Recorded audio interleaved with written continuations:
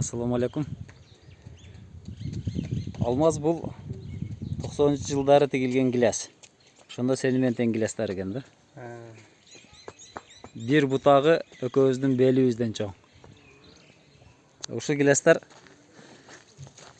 кәминделе 500 килограммга чейин бергенге мүмкүнчүлүгү болот да булардын.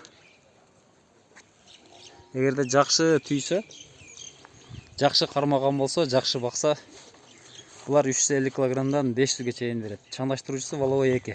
Воловой 2 быйыл эртерээк гүлдөп тур.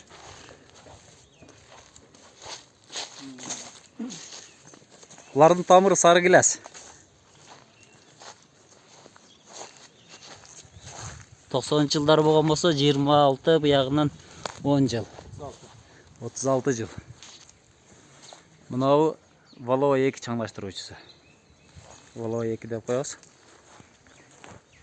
Израиль чоңотам муну ошол жылдар эккен экен. Азыр мында аары бар экен чаңдаштырганга. Мынау кеч калганы менен эми мунанын жаңы ачылгандары Воловойдун чаңдашы баштайт. Өзүн өзү чаңдаштыргандар мунуку ичиндеги энелигинин моюнчасы кыска болот муналардыкы. А Воловойдуку жанагы көргөндөй мына энеликтин моюнчасы узунураак болот. Булар ичинде туруп мындай бутон болуп турган учурда дагы чаңдашып калганга мүмкүнчүлүгү бар. А Воловойго сөзсүз түрдө чаңдаштыруучу коюш керек. Сары гиляс Воловойду чаңдаштырабы деген жанагы суроо. Азыр кара гилястарды көрөлү, вишняларды. Булар 10% ачылып тур. Булар болсо 1% дагы ачылып элек. Демек 10-15% эгер гүлдөсө, мына ошо кичине бутондору гүлдөй турган болсо, мунага чаңдаштыруучу болуп берилет. Арслан, мунуку сен териштиңби, теришпедиңби бул гилясты? Тердиңби? Эң көп тергениң канча болду? 600-700 килограммгача болду окшойт, а? Азыр үстү кыркылып, кичине бою кыскарды. Арслан айтып атат, бул азыр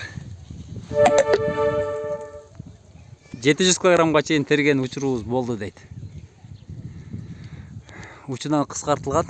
Воловой асты тамыры сары гиляс. Мына ушундай туугандар, сары гилястын дагы өмүрү узун болот. Эгерде сиздерде дагы чаңдаштыруучу кое турган болсоңуздар, эрте гүлдөгөн бир сорт, кечки гүлдөй турган дагы бир сорт коюп койсоңуздар, ошондо түшүм мол болот. Ошондой эле чоң түйөт. Көпчүлүгүбүз мына кара гилясты коюп коебуз. Кара гилястын кочкору майда дейинби? Ошондо жакшы түшүнүктүү болсо керек. Майдараак болуп калат да, Воловойдагычы. Эгер жакшы түйгөн болсо, жакшы бага турган болсок, гилястар өтө жакшы мөмө берет. Сиздер менен Багыстар Кыргызстан каналы болуп, тынч аман болуңуздар туугандар.